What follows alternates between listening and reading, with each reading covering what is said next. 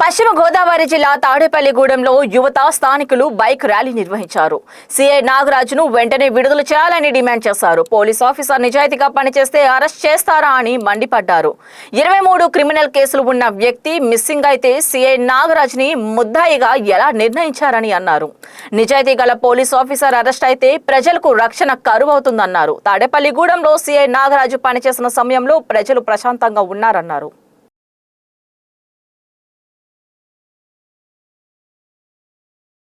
రాష్ట్రంలో ఒక సంచలనమైన వార్త నడుస్తూ ఉంది. అదే విజయవాడ కృష్ణలంక సిఐ గారు అరెస్టు. దానికి సంఘీభావం తెలియజేస్తూ ఈరోజు తాడేపల్లిగూడెం చిట్టూరు నాగేంద్ర ఫ్రెండ్స్ల ఆధ్వర్యంలో మరి తాడేపల్లిగూడెంలో ఒక ర్యాలీ నిర్వహించడం.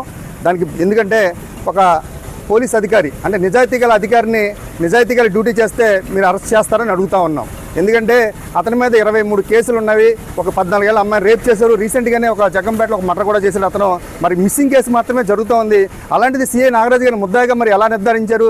ఈడీ అరెస్ట్కి మీరు ఎలా ఇచ్చారు అనేది మాకు తెలియడం లేదు. ఎందుకంటే ఈరోజు ఆంధ్ర రాష్ట్రం కానీ ఎక్కడైనా సరే ఒక ప్రజలు మన హ్యాపీగా ఉండాలంటే కేవలం పోలీస్ వ్యవస్థ వల్ల హ్యాపీగా ఉంటారు. ఎందుకంటే పోలీస్ వ్యవస్థ పోలీసులు ఎప్పుడైతే నిరాశ్రయాల్లో ప్రజల పట్ల కానీ రౌడీయిజం పట్ల కానీ అసంఖ్య కార్యక్రమాల పట్ల విపరీతంగా పెరిగిపోయే కార్యక్రమాలు చాలా ఉన్నాయి. కాబట్టి మరి తాడేపల్లిలో చేసినప్పుడు కూడా లా అండ్ ఆర్డర్ ఎంతో శ్రద్ధతో పనిచేసి తాడేపల్లి ప్రజలందరికీ కూడా ఎంతో అండదండలుగా ఉన్న సీఐ నాగరాజు గారికి మరి ఈరోజు కృష్ణలంకలో ఒక నిజాయితీగా డ్యూటీ చేసినందుకు మరి బహుమతిగా ఆయనకి అరెస్ట్ చూపించారు. మరి అంటే ఇక ఒక లా అండ్ ఆర్డర్ నిజాయితీగా పనిచేసి ఆఫీసర్ 100 ఒకటి ఉంటారంటే దాంట్లో ప్రప్రదంగా నాగరాజు పేరు చెప్పుకోవాలి. ఈరోజు తాడేపల్లిగూడెం కాదు ఆంధ్ర రాష్ట్రంలో కూడా పలు గ్రామాల్లో కానీ పలు టౌన్లో కానీ మరి ఈరోజు ఆయనకి సంఘీభావం తెలియజేస్తున్నారంటే మరి అంత నిజాయితీ పడని మేము తెలియజేసుకుంటూ మరి ఆయన ఈడీ కస్టడీ నుంచి వెంటనే విడుదల చేయాలి, ఆ సస్పెన్షన్ ఎత్తివేయాలని ఆయన నిజాయితీగా మరి మాకు ప్రజలందరికీ మాకు తిరిగి అప్పచెప్పి ఆయన డ్యూటీలో చేర్పించాలని మేము సంఘీభావం తెలియజేసుకుంటూ